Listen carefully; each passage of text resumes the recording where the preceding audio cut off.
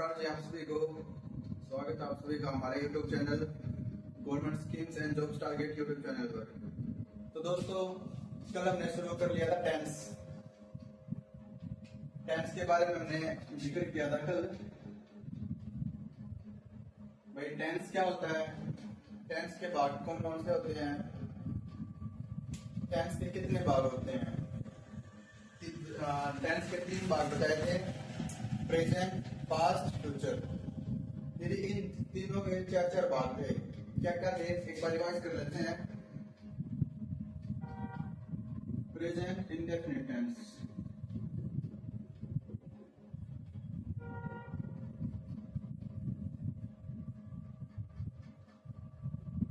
Present continuous tense,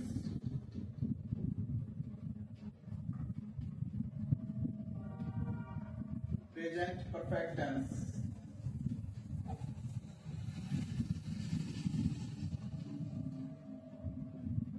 present perfect continuous tense. तो ये नाम याद कर लिए थे हम लोगों ने कल।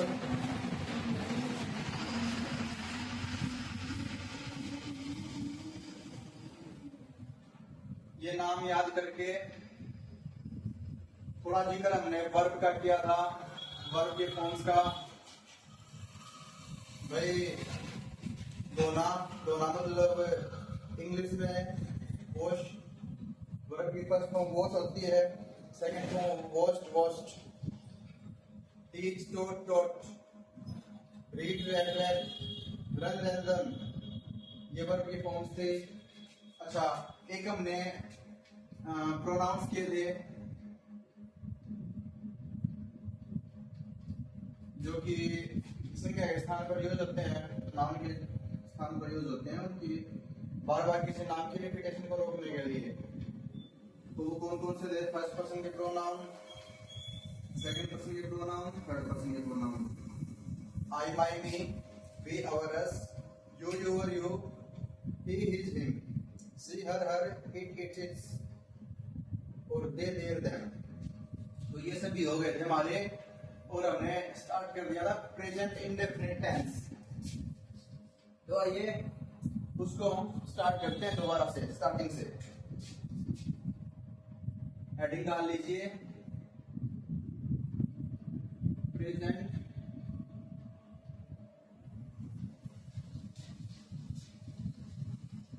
Indefinite tense. इसकी हिंदी में पहचान की थी हमने।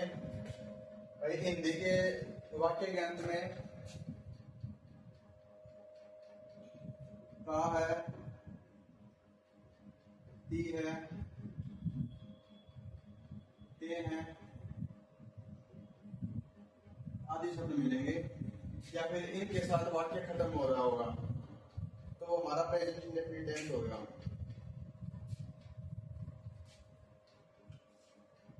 इसमें इंग्लिश में क्या होता है, सिंगुलर सब्जेक्ट हो, या फिर जब सब्जेक्ट ही, सी, इट, या कोई सिंगुलर नाउन हो।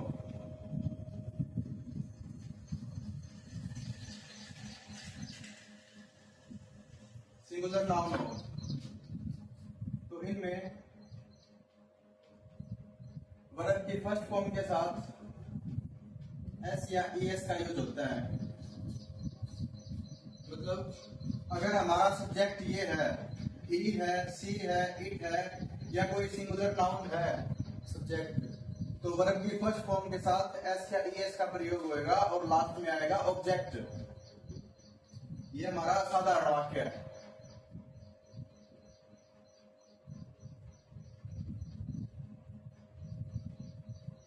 साधारण वाक्य होता है ये। अगर सब्जेक्ट ही, सी, इट को छोड़ के, सिंगुलर नाउन को छोड़ के, यदि सब्जेक्ट आई है, यू है, दे है या कोई प्लूरल नाउन है,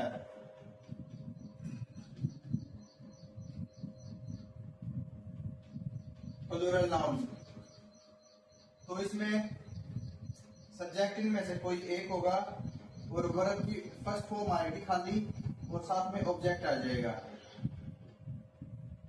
साधारण वाक्य है ये भी।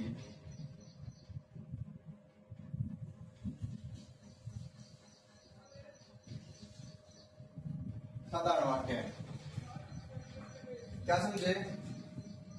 बात की हमने सिर्फ साधारण वाक्य की, लेकिन फर्क क्या दिखाया इसमें? एक तो सब्जेक्ट है ही, सी, इट या सिंगुलर नाउन होगा, सीधी भाषा में बोल सकते हैं सब्जेक्ट एक वचन होगा तो वर्ब की फर्स्ट फॉर्म के साथ एस या ईएस आएगा और ऑब्जेक्ट आ जाएगा। लेकिन अगर सब्जेक्ट बहुवचन है तो खाली वर्ब की फर्स्ट फॉर्म आएगी साथ में और ऑब्जेक्ट आएगा। समझे? इससे वाक्य का स्ट्रक्चर क्या बनता है?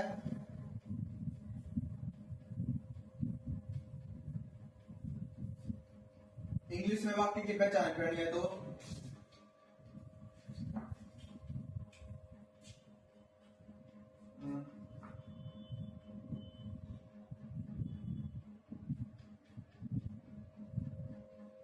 सिंपल सेंटेंस में सब्जेक्ट सिंगुलर है तो सब्जेक्ट प्लस वर्ब की फर्स्ट फॉर्म प्लस एस या ईएस प्लस ऑब्जेक्ट। ठीक है। दूसरा, अगर सब्जेक्ट प्लूरल है तो सब्जेक्ट प्लस वर्ब की फर्स्ट फॉर्म प्लस ऑब्जेक्ट, ये हमारा साधारण वाक्य रहेगा। इससे बाहर कुछ भी नहीं है, इसके अलावा कुछ भी नहीं है। ये प्रेजेंट इंडेफिनिट का उदाहरण है। एक वाक्य लिखता हूं मैं,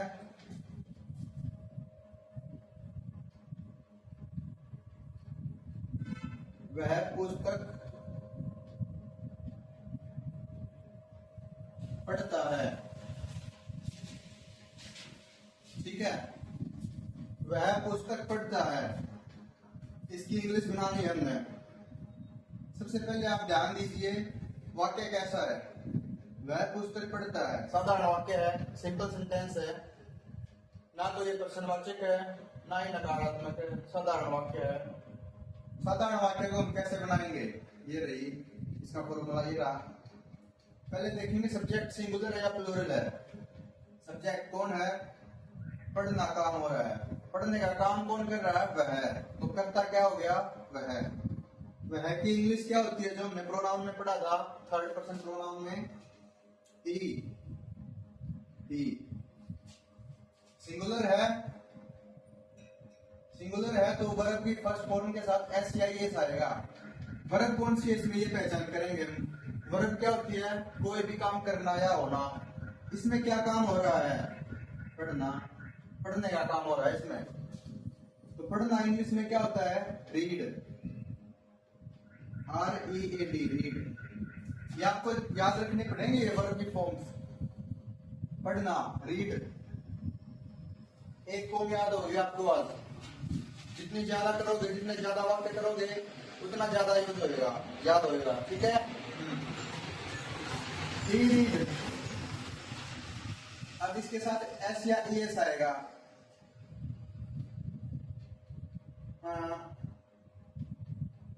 किसके साथ एस आएगा, किसके साथ ईएस आएगा? वो एक अलग से पंक्चुएशन की क्लास होती है, उसमें बता दिया जाता है किसके साथ एस आएगा या किसके साथ ईएस आएगा। नॉर्मली मैं मोटे मोटे शब्दों में बताऊं तो वावल होते हैं। इंग्लिश में 5 वावल होते हैं। क्या क्या? ए, ई, आई, ओ, यू। अगर ये वोवल है लास्ट में वर्ड के तो ईएस आएगा। इनके अलावा बाकी कोई भी अल्फाबेट है 21, इनके अलावा 21, उन सभी के साथ लास्ट में एस आएगा, खाली ईएस नहीं आएगा। ठीक है।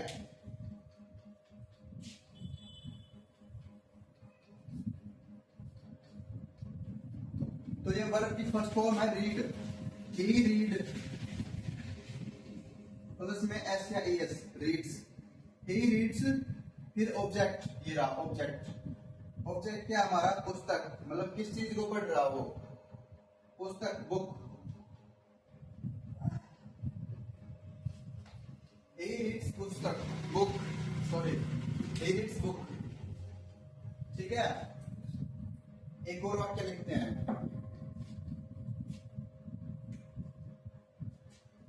तुम खाना खाते हो,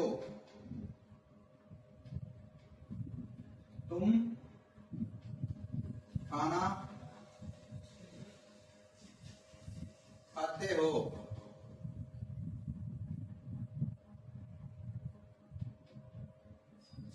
सबसे पहले ये देखो किस टेंस का वाक्य है ये। लास्ट में ते है, ता है, ती है आएगा तो प्रेजेंट इंडेफिनिट टेंस का वाक्य होएगा। और प्रेजेंट इंडेफिनिट टेंस को अगर इंग्लिश में बनाएंगे हम तो उसकी पहचान क्या होती है? साधारण वाक्य में सब्जेक्ट प्लस वर्ब की फर्स्ट फॉर्म प्लस ऑब्जेक्ट। लेकिन वर्ब की फर्स्ट फॉर्म के साथ एस या एस लगाते हैं सब्जेक्ट के अनुसार। अब इसमें सब्जेक्ट देखो हमारा क्या है। सबसे पहले काम क्या हो रहा है? खाने का। खाने का काम कौन कर रहा है? तुम। तो ये होगा यू, सब्जेक्ट यू। यू को हमेशा प्लूरल मानते हैं, मैंने बताया था आपको प्रोनाउन करवाते टाइम। यू, उसके बाद वर्ब आ गई, ये सब्जेक्ट हो गया। उसके बाद वर्ब की फर्स्ट फॉर्म खाना। खाना की वर्ब क्या होती है इंग्लिश में? ईट, ई ए टी, ईट। अगर यू की जगह ही होता, सी तो या कोई सिंगुलर नाम होता तो ईट्स आ जाता, एस लग जाता है इसके साथ। लेकिन ये प्लूरल है इसलिए खाली ईट रह गया, एस या एस नहीं लगा इसके साथ। यू ईट, फिर ऑब्जेक्ट। ऑब्जेक्ट क्या है? फूड। तुम खाना खाते हो, समझे आप?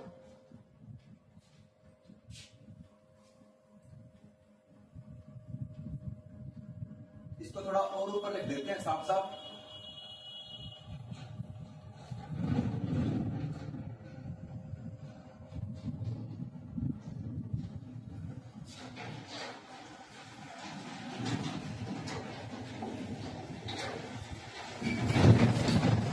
ये तो होगी हिंदी में पहचान। का है, टी है, ये है आदि। ठीक है, फिर आती है इंग्लिश में पहचान सिंपल सेंटेंस की। सब्जेक्ट सिंगुलर, एक वजह सब्जेक्ट के साथ वर्ब की फर्स्ट फॉर्म प्लस एस या एस प्लस ऑब्जेक्ट। ठीक है, दूसरा क्या होता है? सब्जेक्ट प्लूरल सब्जेक्ट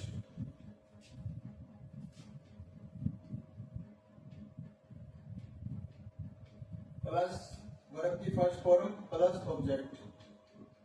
सिर्फ इतना सा वाक्य होता है प्रेजेंट इंडेफिनिट टेंस, और ये इंग्लिश है। कोई भी वाक्य लिखते हैं,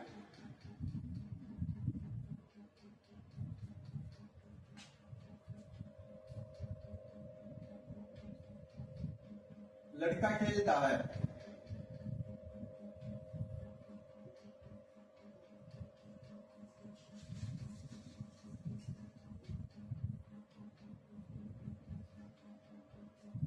लड़का खेलता है। सबसे पहले हिंदी में पहचान देखो, का है लास्ट में तो प्रेजेंट इंडेफिनिट टेंस हो गया। ठीक है, अब इसको इंग्लिश में बनाएंगे हम। इंग्लिश में बनाने के लिए सबसे पहले आपको सब्जेक्ट लिखना होता है। सब्जेक्ट क्या है? लड़का, बॉय, BOY, बॉय। फिर देखना होता है आपको वर्ब, सब्जेक्ट उसके बाद वर्ब। वर्ब की फर्स्ट फॉर्म क्या है? खेलना। वर्ब की एक और फॉर्म हो गई आपकी। ठीक है, प्ले। फिर आप ये देखो एस या ई एस लगेगा या नहीं लगेगा, वो कैसे देखोगे? सब्जेक्ट के अनुसार। सब्जेक्ट एक वचन आपका, एक वचन सिंगुलर है तो वर्ब की फर्स्ट फॉर्म के साथ एस या ई एस लगेगा, तो इसके साथ एस लग गया। बॉयज प्लेज, ऑब्जेक्ट नहीं है तो खाली छोड़ दो ना, हो गया। ये इसकी इंग्लिश हो गई। एक और वाक्य लिखते हैं।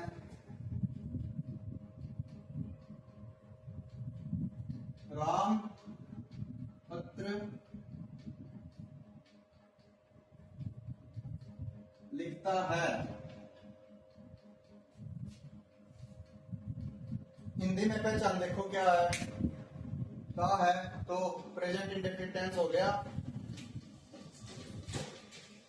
इंग्लिश का स्ट्रक्चर क्या होता है हमारा, वो लिख रखा वहां पे देखो। सब्जेक्ट प्लस वर्ब की फर्स्ट फॉर्म प्लस एस या ई एस प्लस ऑब्जेक्ट। यहां प्लस आएगा कि ये ओब्लिक नहीं आएगा, ठीक है।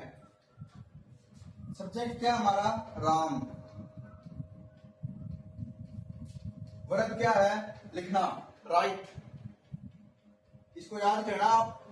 लिखना को इंग्लिश में बोलते हैं राइट।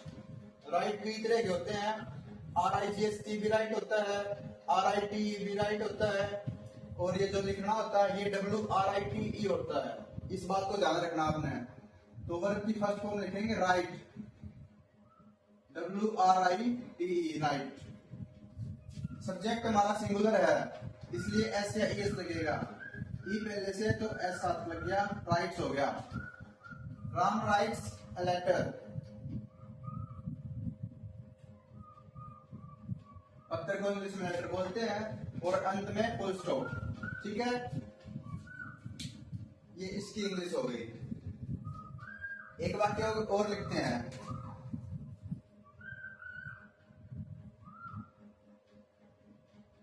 मोहन स्कूल जाता है।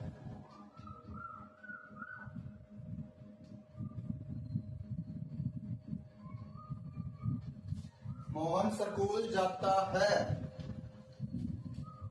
देखो इसमें क्या है,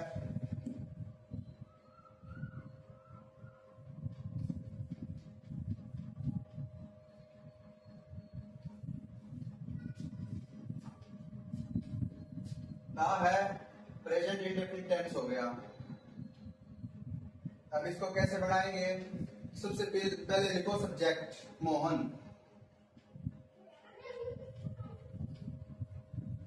मोहन। फिर वर्ब लिखो। वर्ब क्या है इसमें, जाना। जाने का काम हो रहा है तो वर्ब जाना होगी। जाना को इंग्लिश में क्या कहते हैं, वर्ब की फर्स्ट फॉर्म गो, GO, जो, गो, जाना। अब मोहन सिंगुलर है, सिंगुलर है तो एस या ई एस लगेगा। इसके लास्ट में वावल है ओ, तो ई एस लगना चाहिए इसके साथ। तो गो है, ई एस और लग गया, गोज हो गया, मोहन गोज। अब क्या है लास्ट में, ऑब्जेक्ट, ऑब्जेक्ट स्कूल। अब कोई किसी जगह पहुंचता है, कहीं किसी चीज कहीं पर भी पहुंचना होता है तो उसको जोड़ने के लिए टू का प्रयोग होता है।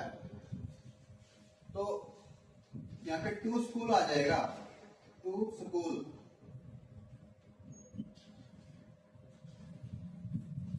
मोहन गोज टू स्कूल, ये इसकी इंग्लिश हो जाएगी। समझ आया आपको? इनको ध्यान से पढ़ो, एक बार ध्यान दो, प्रैक्टिस करो, खुद से वाक्य बनाओ, एक दिन में पक्के हो जाएंगे ये। अब आपके पास टाइम है, भाई करो इसको, ज्यादा से ज्यादा वाक्य बनाओ और पक्के करो। मैं गारंटी देता हूं इस बात की, भूलोगे नहीं कभी भी। अगर आपने 3 बार ये कर लिए, 3 दिन लगातार कर लिए ऐसे ही अलग अलग सेंटेंस बना के, तो आप भूलोगे नहीं। खुद वाक्य बनाने की कोशिश करना। कोई भी चीज है,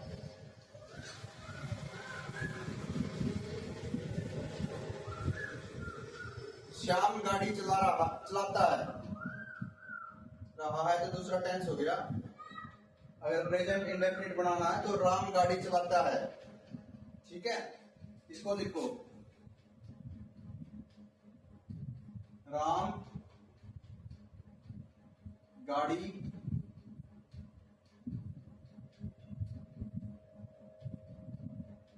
चलाता है, ता है तो प्रेजेंट इंडेफिनिट टेंस हो गया। अब आपका सिंपल सेंटेंस है ये, तो इसका स्ट्रक्चर क्या है आपको पता है, सब्जेक्ट वर्ब की first form plus object. Subject singular है, क्या है सब्जेक्ट राम, RAM राम। अब वर्ब क्या है चलाना, नई वर्ब आ गई है आपको याद होगी एक और, 3-4 वर्ब तो मैंने आज याद करवा दी आपको, इनको कॉपी में लिखना आपने और याद रखना है। चलाना, चलाना क्या होता है, कोई भी चीज चलाना, ड्राइव।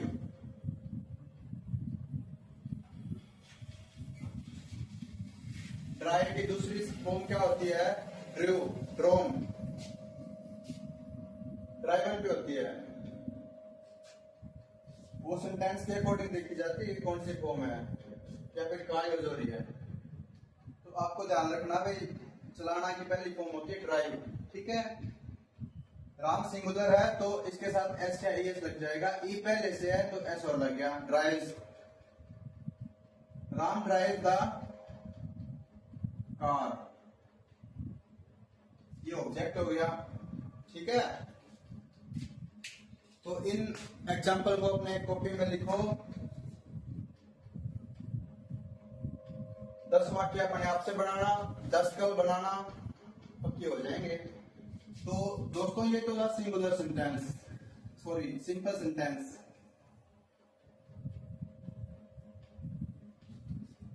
अब इसके बाद बात आती है नेगेटिव सेंटेंस, ठीक है। नेगेटिव नकारात्मक वाक्य है, इसमें सीधी बात थी, राम गाड़ी चलाता है, नकारात्मक कैसे हो जाएगा, राम गाड़ी नहीं चलाता है, मना कर दिया भाई, राम गाड़ी नहीं चलाता है।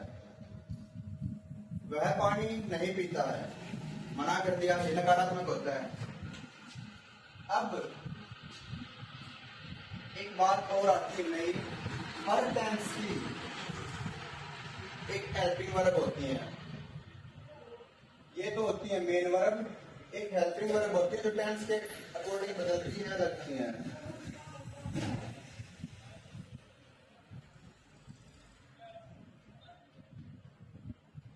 हेल्पिंग वर्ब, हमारे प्रेजेंट इंडेफिनिट टेंस की वर्ब क्या है, हेल्पिंग वर्ब डू और डज,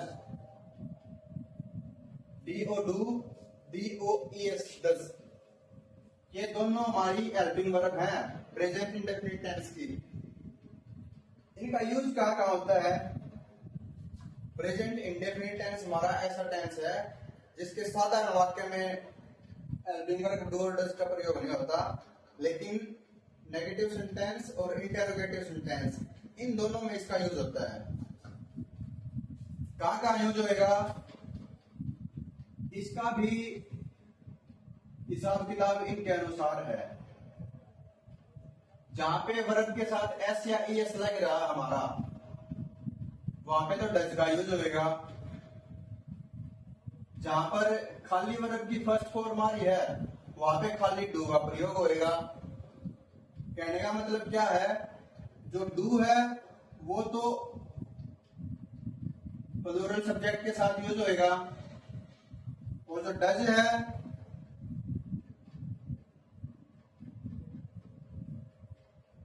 वो सिंगुलर सब्जेक्ट के साथ यूज होएगा। आई समझ, इतनी सी बात है। अब अगर इसका मैं स्ट्रक्चर लिखूं आपके सामने,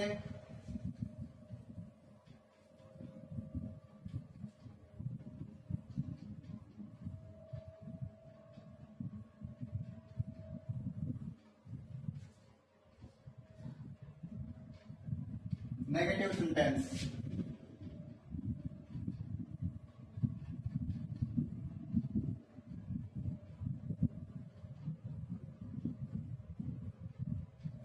क्या होता है इसका स्ट्रक्चर, सब्जेक्ट प्लस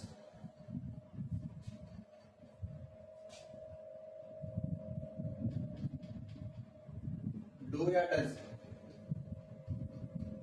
सब्जेक्ट के साथ में डू या डज आएगा और इनके साथ ही आएगा नॉट, ठीक है, प्लस वर्ब की फर्स्ट फॉर्म और प्लस ऑब्जेक्ट। ये है स्ट्रक्चर इसका नेगेटिव सेंटेंस का। भाई सब्जेक्ट अगर सिंगुलर है तो हेल्पिंग वर्ब डज आ जाएगी, और अगर सब्जेक्ट प्लूरल है तो हेल्पिंग वर्ब डू आ जाएगी। साथ में नोट लगना है, डू नॉट, डज नॉट। आइए इसका एक वाक्य लेते हैं हम।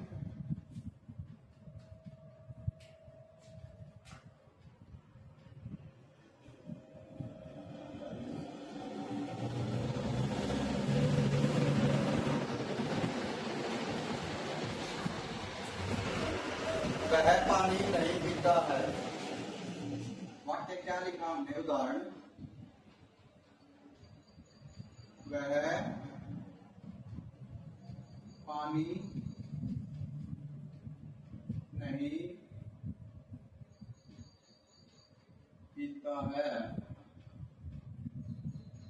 ठीक है। पहली बात तो लास्ट में ता है, ती है, ते है आएगा, तो ये प्रेजेंट इंडेफिनिट टेंस है। फिर देखा हमने नहीं का प्रयोग है इसमें, तो किसी बात के लिए मना कर रखा है तो नेगेटिव सेंटेंस हो गया, नकारात्मक वाक्य। अब इसको कैसे बनाएंगे हम? सिंपल है भाई, रोल अपने सामने है, उसको आपने भी याद करना है। नोटबुक में लिखो, 10 बार लिखो, याद हो जाएगा। सब्जेक्ट क्या हमारा? वह को इंग्लिश में क्या बोलते हैं? ही। फिर आ गया डज या डू, क्या आएगा? सिंगुलर या प्लूरल के अनुसार आएगा। सब्जेक्ट क्या हमारा? सिंगुलर है तो डज आएगा, ही डज। फिर नॉट, फिर वर्ब की फर्स्ट फॉर्म क्या है? पीना को इंग्लिश में क्या बोलते हैं? ड्रिंक की फॉर्म्स क्या होती हैं? Drink, drank, drunk. ये आपको याद करनी पड़ेगी, किसी भी इंग्लिश की बुक में मिल जाएंगी। वर्ब की फॉर्म्स होती है उसमें, उनको याद करो। रोज की 5-5 याद कर लोगे, बहुत हो जाएंगी। जितनी मैं बोर्ड पे कराऊंगा उनको आप याद करो। एक आधी और जो आप किसी से बातें करते हैं, कहीं और देखते हैं, वहां पे देखो भी कौन कौन सी वर्ब की फॉर्म याद होती है, जो सी यूज होती है वो आप यूज मिलाओ, याद करो, हो जाएंगी, कोई बड़ी बात नहीं। He does not, वर्ब की फर्स्ट फॉर्म, पीना, ड्रिंक।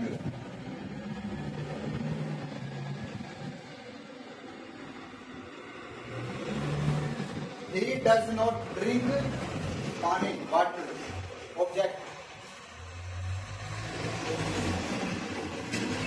फुल स्टॉप, अंत में फुल स्टॉप।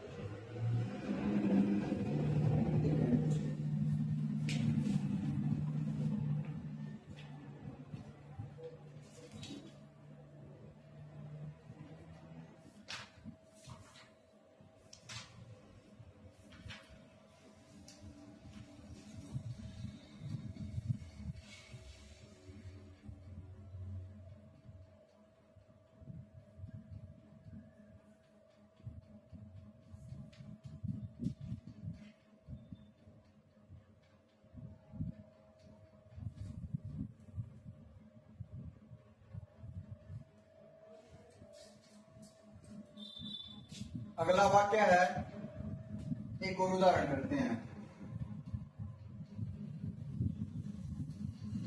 मैं पेड़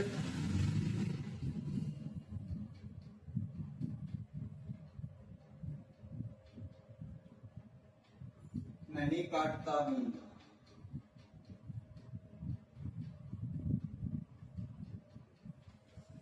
क्या है? मैं पेड़ नहीं काटता हूं। ता है, ती है, ते है, तुम है, प्रेजेंट इंडेफिनिट टेंस हो गया। नहीं का प्रयोग है तो नकारात्मक वाक्य है, नेगेटिव वाक्य हो गया। नेगेटिव हो गया तो भाई डू नॉट या डज नॉट का प्रयोग होएगा, हो रहा। तो इसको बनाएंगे तो कैसे बनाएंगे? सबसे पहले लिखेंगे हम सब्जेक्ट आई, मैं को बोलते हैं आई, प्रोनाउन में किया था। फिर डू नॉट या डज नॉट का प्रयोग। आई देखने में तो सिंगुलर है, लेकिन ये हमेशा प्लूरल वाली ही वो हेल्पिंग वर्ब लेगा। ना तो ये होने के बाद वर्ब के साथ एस या एस लगेगा, ना ही डज का प्रयोग होएगा। मैंने पहले ही बताया था आपको, सब्जेक्ट ही, सी, इट या सिंगुलर नाउन, अगर ये हो सब्जेक्ट होंगे ना तो ही वर्ब की फर्स्ट फॉर्म के साथ एस या एस लगेगा, या फिर डज नॉट, डज का प्रयोग होएगा। ठीक है, आई बेशक से सिंगुलर है, लेकिन ये हमेशा वर्ब की फर्स्ट फॉर्म लेगा, और अगर नेगेटिव या इंटरोगेटिव बनाना पड़ेगा तो ये डू लेगा, डज नहीं लगेगा इसके साथ। ठीक है, इस बात को ध्यान रखना आपने।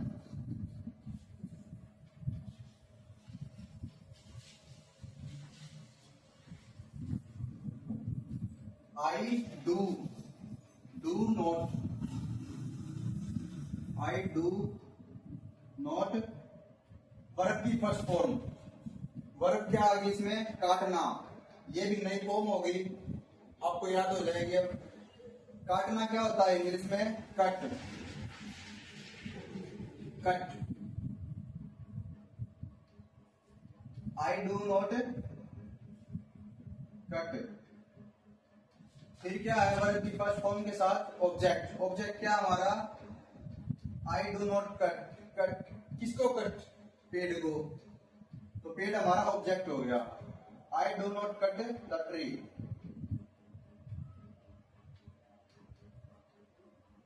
लास्ट में फुल स्टॉप। फुल स्टॉप लगाना मत बोलना।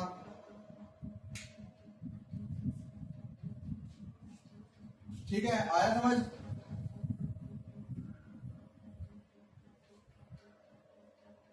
ऐसे ही 10 वाक्य आपने बनाने हैं, अपने आप से 10 वाक्य बनाने हैं आपने।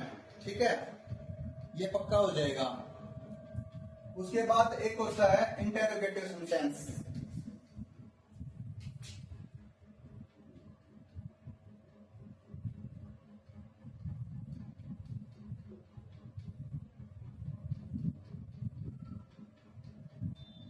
इंटेरोगेटिव सेंटेंस क्या होता है? प्रश्नवाचक।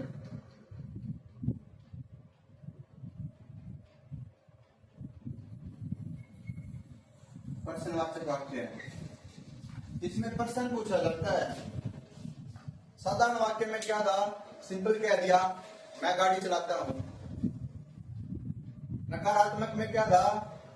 मैं गाड़ी नहीं चलाता हूं। इंटेरोगेटिव या फिर प्रश्नवाचक में क्या? प्रश्न पूछ लिया, क्या मैं गाड़ी चलाता हूं? क्या तुम पत्र लिखते हो? क्या बच्चे पढ़ते हैं? तो ये इंटेरोगेटिव हो गया हमारा। तो इंटेरोगेटिव का इंग्लिश स्ट्रक्चर क्या होगा वाक्य का, वो अभी बताता हूं आपको।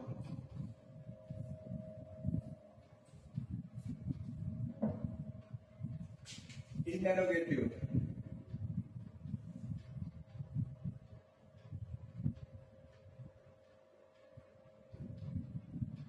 इसमें क्या है? जो हमारी हेल्पिंग वर्ब थी डू या डज, वो बाहर आ जाएगी सबसे पहले।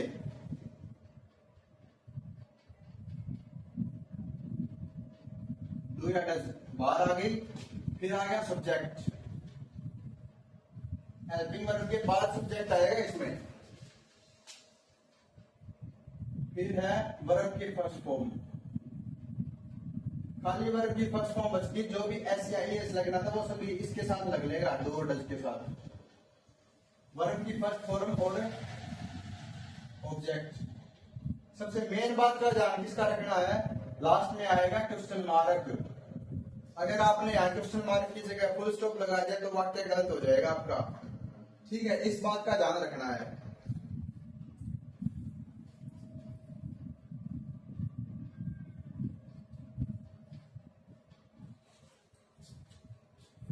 ठीक है भाई, लास्ट में फुल स्टॉप नहीं लगाना है।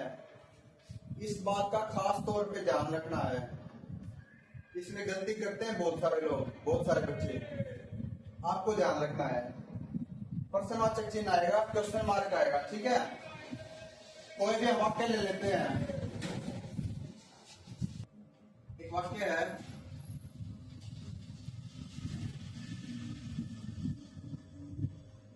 क्या वह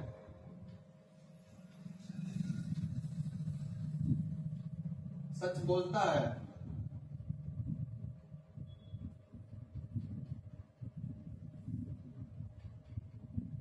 लास्ट में क्वेश्चन मार्क जरूर।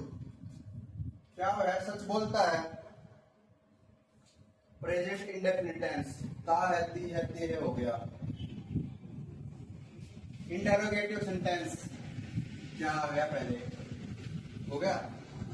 अब इसको इंग्लिश में कैसे बनाएंगे? सबसे पहले लेंगे मैं हेल्पिंग वर्ब, डू या डज। अब डू आएगी या डज आएगी कैसे पता लगेगा? इसका फैसला कौन करेगा? सब्जेक्ट। सब्जेक्ट क्या हमारा? वह सिंगुलर है या प्लूरल है, एक वचन है या बहुवचन है। तो ये एक वचन है तो इसके साथ डज आएगा, आपको पता है इस बात का। तो सबसे पहले आ गया डज, फिर आ गया सब्जेक्ट। वह होता है ही, डज ही। सब्जेक्ट के बाद वर्ब की फर्स्ट फॉर्म। फर्स्ट फॉर्म क्या है? वर्ब, बोलता है, बोलना। एक और नई फॉर्म आ गई, बोलना। बोलना होता है स्पीक।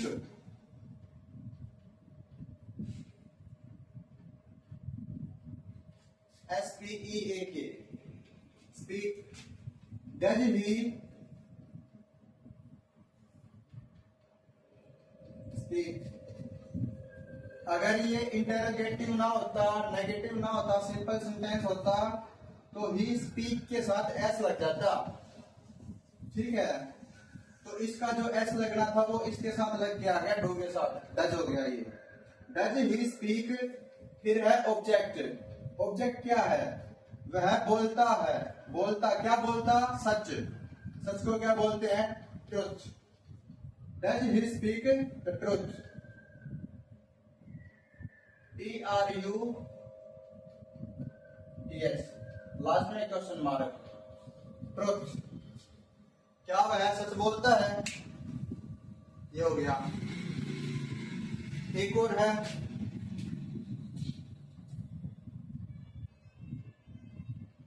क्या बच्चा रोता है? ये उदाहरण है, क्या बच्चा रोता है। इसको कैसे बनाएंगे? बनाओ, एक बार कॉपी में बना के देखो अपनी में।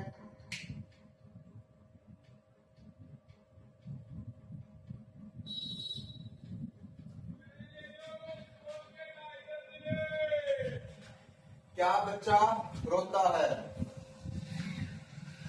सबसे पहले आएगी हेल्पिंग वर्ब, डू या डज, ठीक है।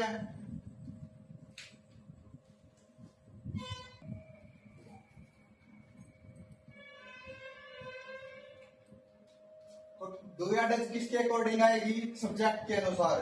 सब्जेक्ट क्या हमारा? बच्चा। अब देखो बच्चा सिंगुलर है या प्लूरल है? बच्चा रोता है, भाई एक वचन है, एक ही तो बच्चा, तो एक है तो उसके लिए आएगी डज, ES लग के। डज आ गया सबसे पहले, डज। फिर आ गया सब्जेक्ट। सब्जेक्ट क्या? बच्चा, चाइल्ड। ये वर्ड मीनिंग भी आपको याद करने हैं, जरूरी है भाई ये। Does child. फिर वर्ब की फर्स्ट फॉर्म। वर्ब क्या है? रोना। रोना क्या होती है इंग्लिश में? Weep, WEEP, weep, weep. उसके बाद ऑब्जेक्ट। ऑब्जेक्ट है इसमें कुछ? ऑब्जेक्ट नहीं है इसमें। ऑब्जेक्ट नहीं है तो यही वाक्य खत्म हो गया और लास्ट में आ गया क्वेश्चन मार्क, ठीक है। समझे आप? तो हमारा सिंपल सेंटेंस भी हो गया प्रेजेंट इंडेफिनिट टेंस में। नेगेटिव भी हो गया और इंटेरोगेटिव भी हो गया। एक वाक्य और बच गया हमारा, कौन सा?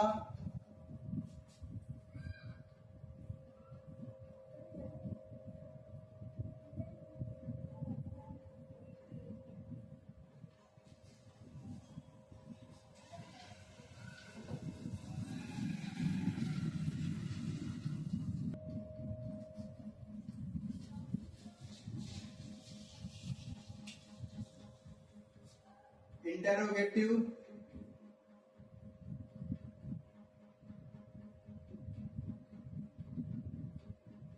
Plus negative.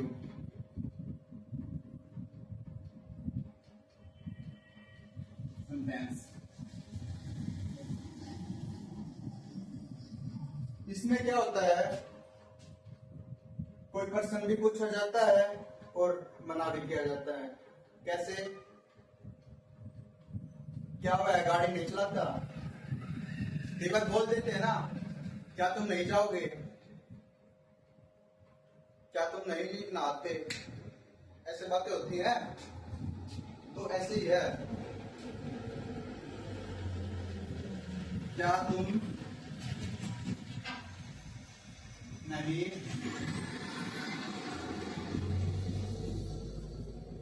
नहाते हो। देखो, ते हो भी हो गया, ता है, ती है, ते हो, ये भी हो गया प्रेजेंट इंडेफिनिट टेंस। नहीं लग के ये नेगेटिव भी हो गया, और स्टार्टिंग में इसने क्या दे दिया तो ये इंटेरोगेटिव भी हो गया। इसमें दोनों साथ साथ आ गए, तो इसको कैसे बनाएंगे हम इंग्लिश में, इसके लिए भी बताते हैं हमें। बस यही रहता है, उसके बाद हमारा प्रेजेंट इंडेफिनिट टेंस कंप्लीट हो जाएगा। फिर आपको प्रैक्टिस करनी है सिर्फ।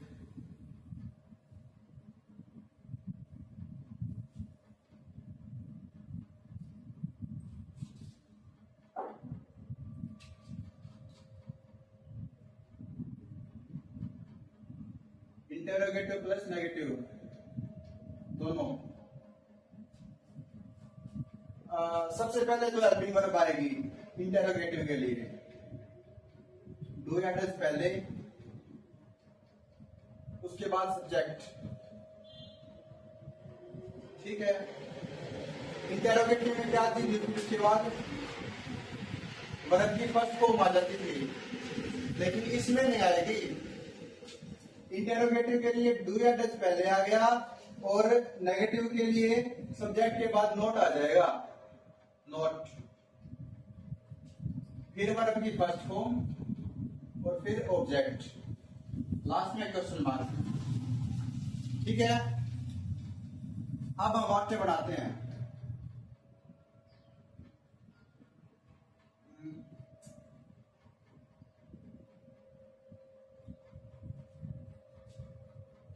क्या वह है, एक वाक्य है, क्या वह पत्र नहीं लिखता है?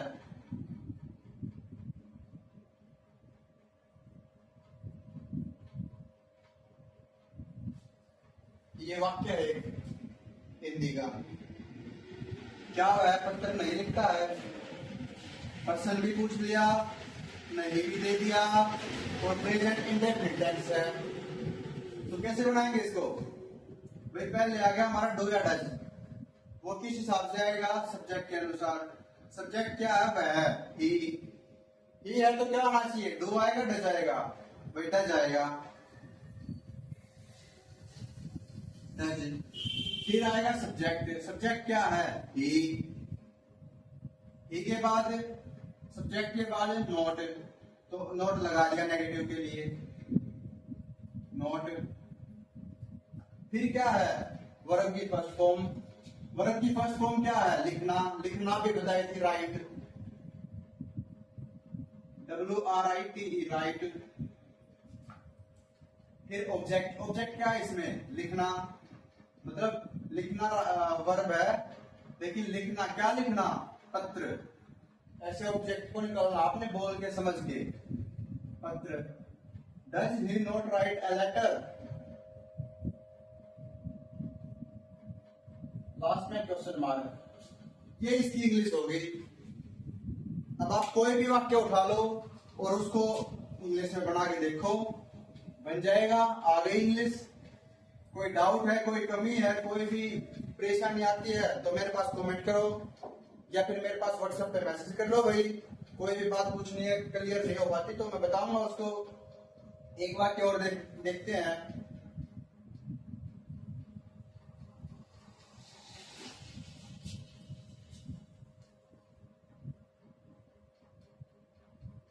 क्या राजू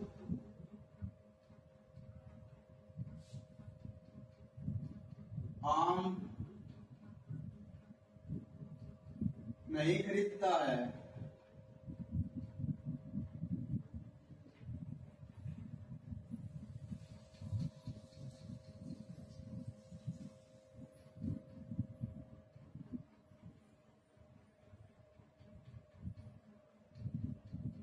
ठीक है, इसकी इंग्लिश बना के देखो तुम।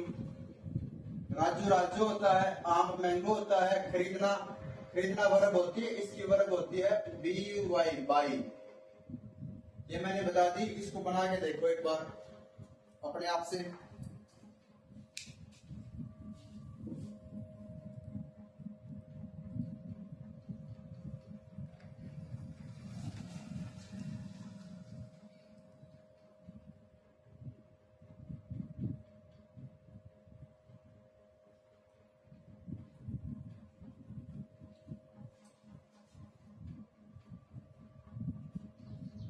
बनाया, आया समझ में?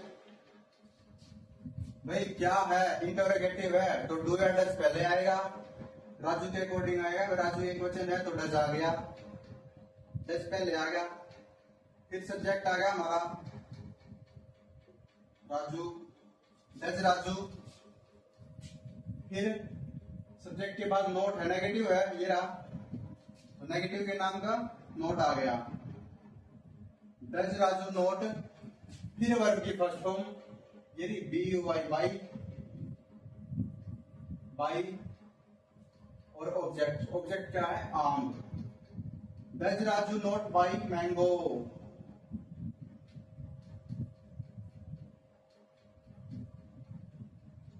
लास्ट में ऑब्जेक्ट। अब इसमें आम एक वचन है या बहुवचन है, इससे कोई फर्क नहीं पड़ता। अगर ये आम यहाँ होता ना राजू की जगह तो बहुत फर्क पड़ जाता है इससे, डज या डू इसके अकॉर्डिंग आता। लेकिन ये तो ऑब्जेक्ट है, ऑब्जेक्ट चाहे प्लूरल हो चाहे सिंगुलर हो, कोई फर्क नहीं पड़ता वाक्य में। सिर्फ फर्क पड़ता तो सिर्फ सब्जेक्ट से, सब्जेक्ट। अब ऑब्जेक्ट आम है, ये एक वचन है या बहुवचन है इसका पता भी नहीं चल रहा, तो उस हिसाब से हम यहाँ पे कुछ भी लगा सकते हैं, मैंगोज लगा दें या मैंगो लगा दें, क्योंकि बताया नहीं गया ना भाई आम ज्यादा खरीद रहा है या एक खरीद रहा है। तो ये था हमारा प्रेजेंट इंडेफिनिट टेंस।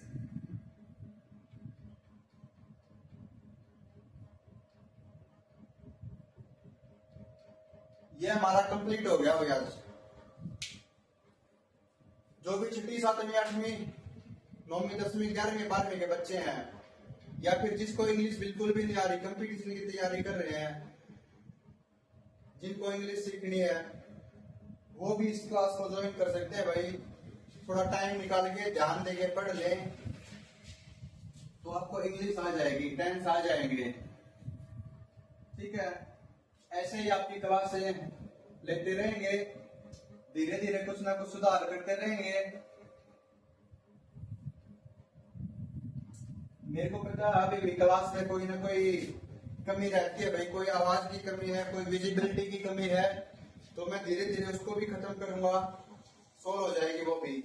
लेकिन आप पढ़ने पे ध्यान देना, ठीक है? जितने भी वाक्य मैंने बताए हैं, simple sentence, negative sentence,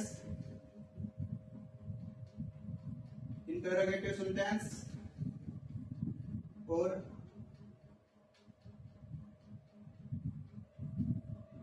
interrogative negative,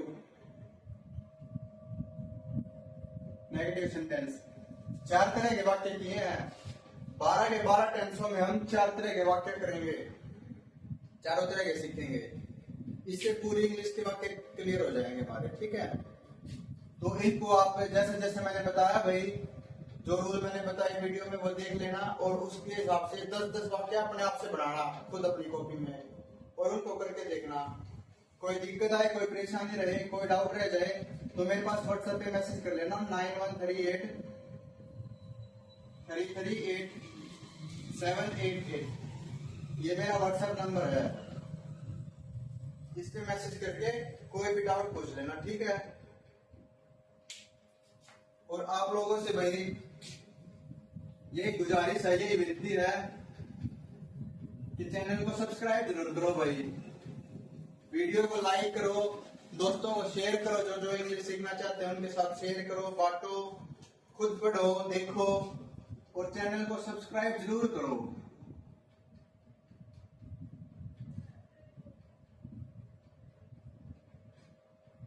अभी तक मैं देख रहा हूँ बहुत सारा प्यार मिल रहा है भाई, लोग सीख रहे हैं, बच्चे देख रहे हैं। जिस भी भाई बहन ने देखा उनके लिए धन्यवाद और सब्सक्राइब भी कर रहे हैं। तो ज्यादा से ज्यादा सब्सक्राइब करो भाई, जिससे मुझे भी मोटिवेशन मिले, मैं भी फिर काम को अच्छे से और आगे बढ़ाऊं, अच्छे से विजिबिलिटी या फिर जो भी मतलब सेटअप करना है वो करके ज्यादा से ज्यादा अच्छी तरह से क्लास लें आपकी। तो इस बात का ध्यान रखें, आप जरूर सपोर्ट करें।